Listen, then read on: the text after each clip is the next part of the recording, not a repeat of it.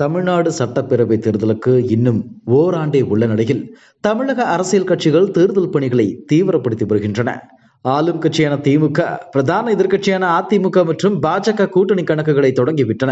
இதற்கிடையே அதிமுக பொதுச் செயலாளர் எடப்பாடி பழனிசாமி மத்திய உள்துறை அமைச்சர் அமித்ஷாவை சந்தித்து பேசினார். சட்டப்பேரவை தேர்தலில் அதிமுக பாஜக கூட்டணி குறித்தும் சீட் பகிர்வு குறித்தும் இருவரும் பேசியதாக தகவல்கள் வெளியாகின. இதனைத் தொடர்ந்து டெல்லி சென்று தமிழக பாஜக தலைவர் அண்ணாமலை அமித்ஷாவை சந்தித்து பேசினார்.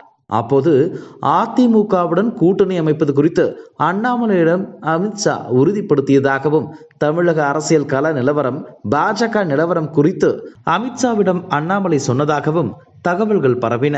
இந்நிலையில் டெல்லி பயணம் குறித்து அண்ணாமலை செய்தியாளரிடம் பேசினார். அப்போது அவர், சட்டப்பேரவை தேர்தலில் கூட்டணி அமைப்பது தொடர்பாக பாஜக தலைமை முடிவு செய்யும். கூட்டணி குறித்து அமித்ஷா என்ன சொல்கிறாரோ அதுதான் இறுதியான முடிவாகும். கூட்டணி குறித்து எனது தனிப்பட்ட கருத்து ஏதும் இல்லை.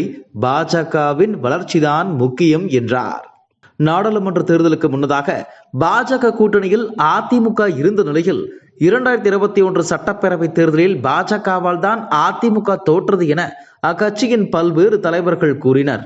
இதனால் ஆவேசமடைந்த அண்ணாமலை அதிமுகவையும் எடப்பாடி பழனிசாமியையும் கடுமையாக விமர்சித்தார். இதன் பிறகு பாஜகவின் தேசிய ஜனநாயக கூட்டணியில் இருந்து அதிமுக வெளியேறியது.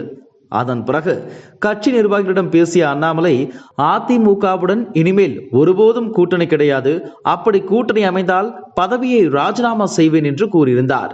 இந்நிலையில் செய்தியாளர்களிடம் பேசிய அண்ணாமலையிடம் இது குறித்து கேள்வி எழுப்பப்பட்டது.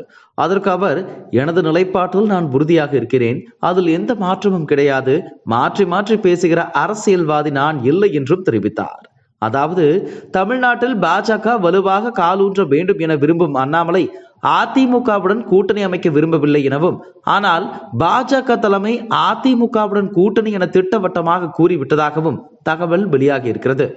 அதிமுகவுடன் கூட்டணியை அண்ணாமலை விரும்பவில்லை என்றாலும் பாஜக தலைமையின் சொல்லுக்கு கட்டுப்படும் சூழ்நிலையில் அவர் இருக்கிறார்.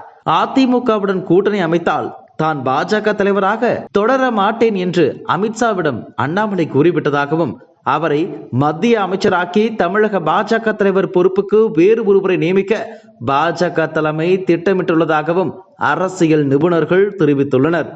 என்ன நடக்கப் போகிறது என்பதை ஒரு சில நாட்களில் தெரிந்து கொள்வோம். இதுபோன்ற செய்திகளை மேலும் தெரிந்து கொள்ள எங்களது யூடியூப், ஃபேஸ்புக் மற்றும் ட்விட்டர் ஆப்களை சப்ஸ்கிரைப் செய்யவும்.